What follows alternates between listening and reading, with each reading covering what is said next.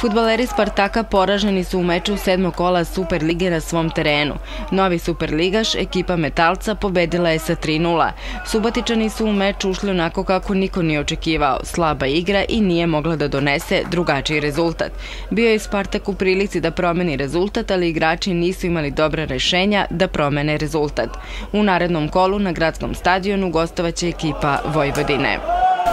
Mogu da vam kažem da naiđe u takvi dani u fudbalu da jednostavno ništa ne uspeva, kao što nama nije uspevalo u prvom poluvremenu, ili da uz onaj problem koji imamo realizacije koji se video do tog vodećeg gola, kakva god to igra bila, vama izgledala sa strane, da nas protivnik kazni i da prvu akciju koju dobro naprave izradi nas i da isprave naše greške u postavci oni povedu.